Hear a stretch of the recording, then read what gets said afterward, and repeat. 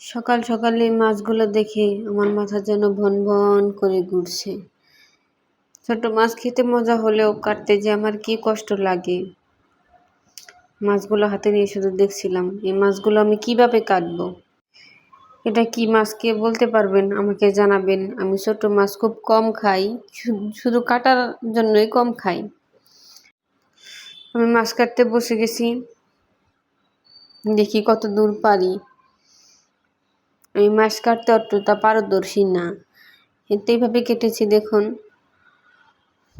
যতটা তাড়াতাড়ি সম্ভব কাটতে হবে। আমার ছেলে ঘুমিয়ে আছে, ও জেগে ওঠার আগে আমাকে কাজগুলো শেষ করতে হবে। দেখছি আমি কত দূর কি পারি।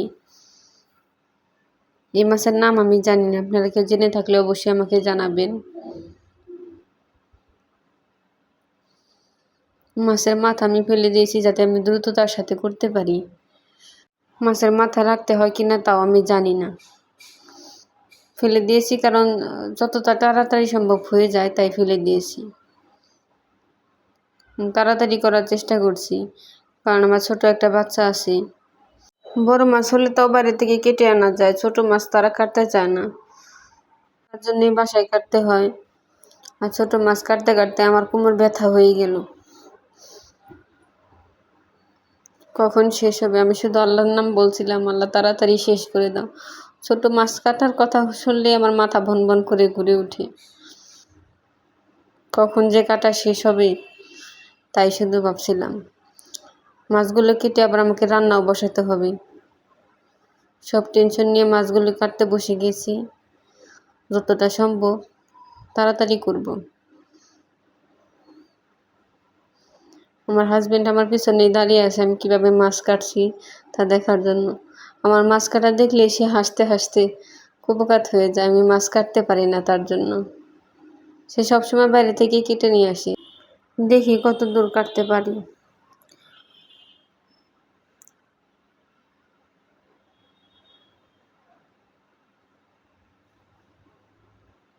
আমার মাছ কাটা প্রায় শেষ হয়ে গেছে। তাড়াতাড়ি করলাম তাই তাড়াতাড়ি হয়ে গেল। বসলে অবশ্য শেষ হবেই। আমার মাছ কাটাটা প্রায় শেষের দিকে। মাছ কেটে হালকা ধুয়ে ফ্রিজে রেখে দেব। মাছ কখনোই পুরোপুরি ধুয়ে ফ্রিজে রাখতে হয় না, তাহলে মাছের যে টাটকা ভাব এটা চলে যায়। হালকা ধুয়ে ফ্রিজে রেখে আবার যখন রান্না করবে তার আগ দিয়ে বের করে ভালো করে ধুয়ে নিতে হবে, তাহলে মাছের আসলে টাটকা ভাবটা থেকে যায়।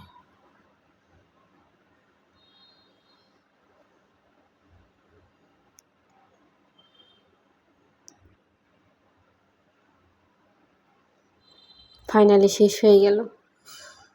মাছ কাটা শেষ করে আমি হাফ ছেড়ে বাঁচলাম।